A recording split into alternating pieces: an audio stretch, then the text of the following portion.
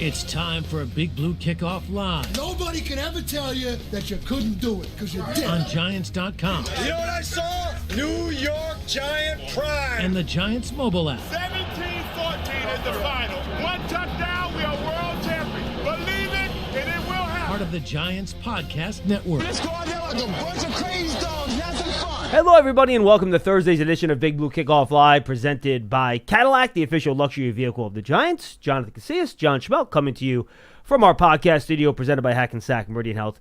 Keep getting better. We turn the page. Giants and Chiefs, Sunday Night Football. Both teams are 0-2, JC, and we know 0-3.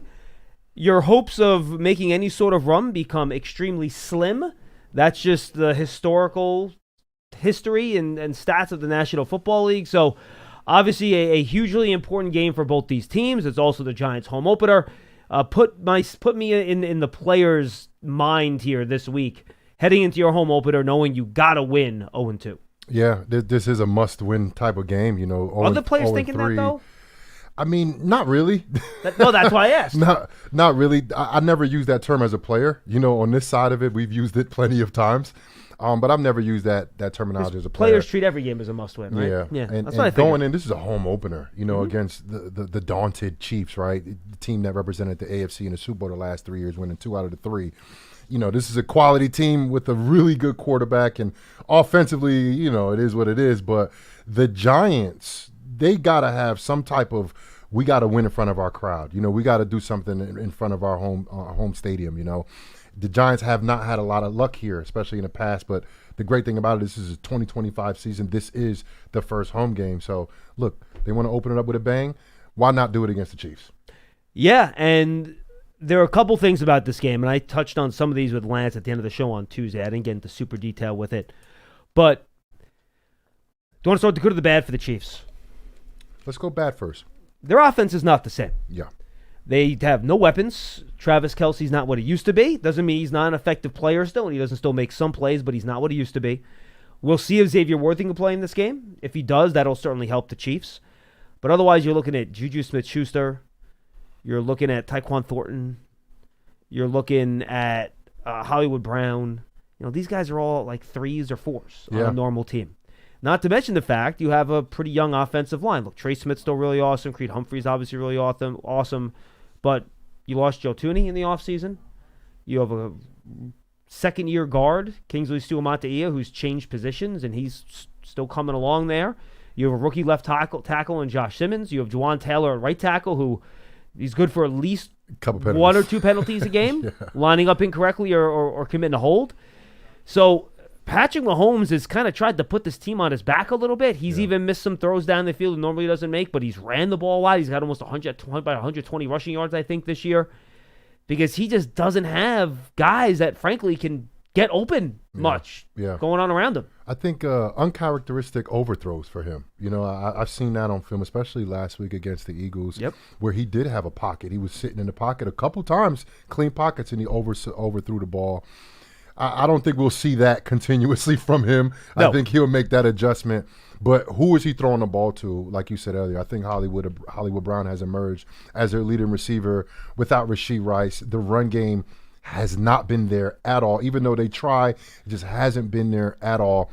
The running game has came from Patrick Mahomes, not just on scrambles. Look, he runs so fast, some of these plays, I'm like, is that a designed run? Where he just snaps the ball, and it is a pass play, but he ran so fast. The minute he sees man-to-man, he runs. And he sees some type of gap in the defensive line, he goes. Out. Like, he's not even reading a receiver half the time. Right. He just goes. I saw the same thing. As soon as he clears out. So that's going to be a lot on the defensive line, right? Not adding a spy per se, but everybody has to be, you know, on the same page on how they're rushing Patrick Mahomes, because yes, you can do stunts and all of that, but you need people to cover, meaning if you got somebody going inside, somebody needs to be coming out, and you cannot expose the B gap, because all of the quarterbacks in the NFL, if you get too high up, they will run through that B gap. Mahomes is doing it he's getting good runs and getting good yardage, but it's the timing of those runs. That's why it looks like they're in games, because he uses his legs at very timely spots in the game. 2nd and long, 3rd and long, getting those, and He's lowering the boom. I was about to ask you about that. He's lowering the boom. Now, if you're a defensive player and you're a linebacker, you like that, right? You're like, oh, he tries to lower the boom on me. Now, he's smart, though. He only lowers the boom against defensive backs, first of all. He's not stupid. He's very intelligent about who he chooses to do, especially like on the sideline. He'll pick and choose. Is he running out? Is he not? It gives some indecisiveness to the defender. In the middle of the field, he's sliding, for sure. For sure, he's sliding, but that's the thing that's a difficulty in a defender. When you're running to him full speed, you're thinking like, all right, he's gonna slide. And all of a sudden, he stays up. Now you got to be ready to tackle. He's not a little guy. No, he's 220 pounds. I think he's bigger than that. He's a big, solid guy. He may not look like a Cam Newton, right? He may not look like a Ben Roethlisberger, right? But he's solid, bro. He's definitely over 220. Ain't no way he's 220, bro. No way he's 220. I'm curious what he's listed at. I'm looking it up right now. I'm thinking 235. 235. Because what is 6'3"? What is he, 6'3"? Let's see. On ESPN, which is usually pretty accurate, they have him listed at 6'2", 225.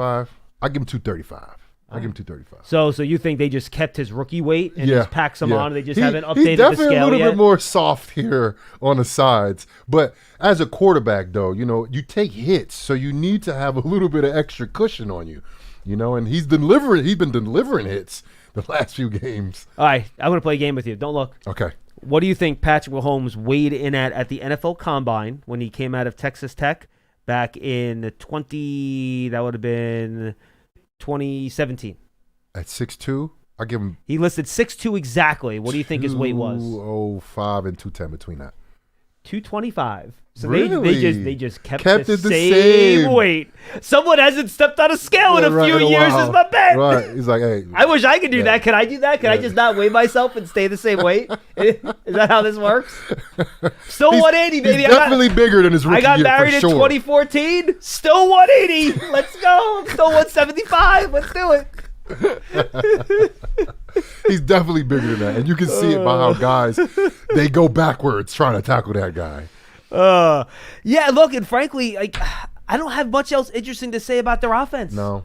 There's nobody. They try to run the ball. Yeah, but Pacheco doesn't look the same since his leg injury. And I kind of like Brashard Smith, who's their third down back. He's a little explosive. Kareem Hunt looks like he's about 35 years old. He can kind of run for 4 yards and fall down. But there's no one you need to circle with a red Sharpie. There's no one you need to double team. Besides 15. Besides 15, right. And what do you think watching Kelsey? Old, but he's looking for Kelsey. He is looking for him on third down, second down, any pass situation. He's looking for him. Giants should be used to this. Now, maybe not this group of players, but Giants fans. Remember old Jason Witten? Oh, yeah. Same deal. It's like old Jason Witten. I watched 2016 Game 1, Dallas and the Giants. I was on the field. Jason Witten caught like 4 passes on me, and I had great coverage on him. But that's Kelsey. Kelsey runs different routes, though. He does option routes, but Witten sits down a lot on a lot of his routes. Kelsey kind of breaks out or breaks in. Well, yeah, he kind of ran a whip route. He runs a lot more vertical routes, too. He does, yes. In Kelsey. Witten really doesn't. He didn't never really do vertical routes. So in 2016, he was 34 years old. He great at the sticks, though. Great first down guy, but that's Kelsey. And I think they will use Kelsey in that regard because they know, like Kelsey, he doesn't have to get open anymore. He's so big and the quarterback's so smart and they got such a good rhythm. He just got to throw it to the spot where the defender's not. And that's what you see from Mahomes and Kelsey. Kelsey's not shaking guys anymore and running away from guys. He's not doing that. But he's so good and he's so savvy in his technique and he understands the defense is so well that he sits in positions. Yeah. So it's somebody that you have to pay attention to. Yes, he's a little bit older, but when you get older and you still have success, you change your game. And you're watching a Kelsey that's changed his game over the years. Look, I don't want to simplify this because defense is a lot more complicated than what I'm about to say. And Andy Reid, if you just do one thing against him, is going to figure out a way to beat you. Absolutely. These guys are too smart, and so is Patrick Mahomes. But in your must-have-it opportunities, JC, against this team, I'm getting up in their grill. Yeah. I'm playing press man. I'm leaving Bobby Okereke in to spy Patrick Mahomes. I was about to say, you got to have a spy. That's fine. I don't care. I don't need extra guys in coverage because these guys can't separate. I agree with that. I put Big Okereke my spy, play one single high safety over the top. You can even drop him into the robber if you want. I don't care. Yeah. That's fine. And then just play tight press man across the board and, bring down his safety and put him on. You don't have to put a linebacker on Travis Kelce. Put Drew Phillips on Travis Kelce for all I care. I don't care. Put a corner on him. But, play Flott and Banks and Phillips and Debo and put Banks on Kelce. I don't care. Put Adebo on Kelsey and put Flott and the other guy outside because Adebo's kind of big and physical, right? That's what I do, and I say, look, we're going to make your receivers beat our press man coverage. And again, you spy Mahomes so he doesn't run like you said. He likes to run on those big second and third downs. And that's what I do in my must-have opportunities. I think that's kind of what you have to do. Yeah, I mean, you could figure out different ways. I wouldn't even mind doubling Kelsey on some of these I'm fine plays. with that. Sure. You know, if you got a spy in there. At the end of the day, you got to take away their main threat. Their main threat is Mahomes' decisions to run. You got to be able to make him think twice about that. You got to make him say, oh, I can't run because whatever, I got sacked the last time or the spy was on me and got me down the last time.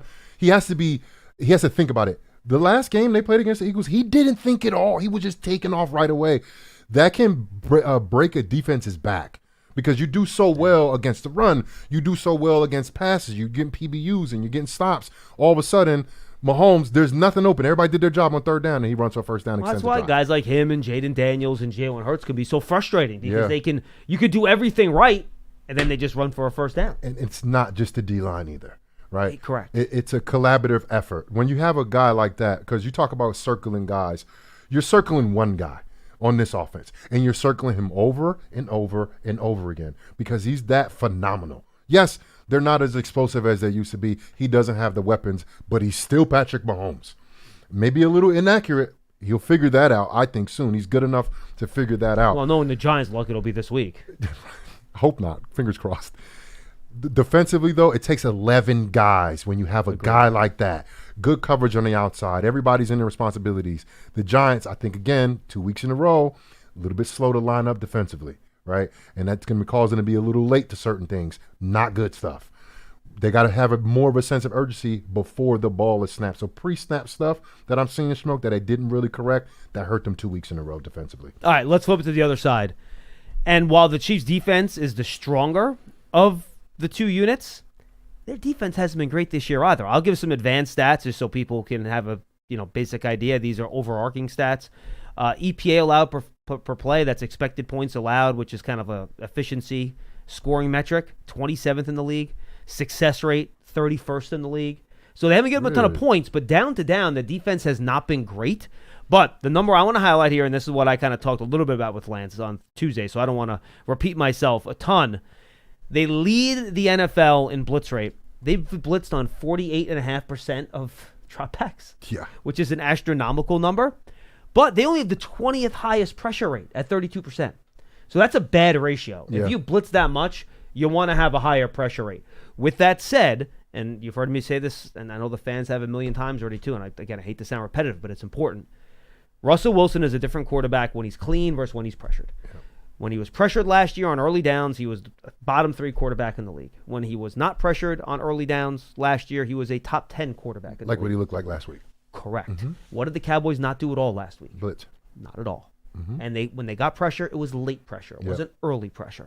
So even just the looks that Spagnuolo is going to give and the numbers he's going to put up there, does that, A, give the Giants offensive line issues, and B, does that speed Russell Wilson up a little bit where he's not as comfortable in the pocket and he doesn't make the type of downfield throws or even see the availability of the type of downfield throws that we saw last week against Dallas. To me, JC, that's the whole ball game. Can you get the Chiefs out of some of those looks with screens? Maybe you trap them.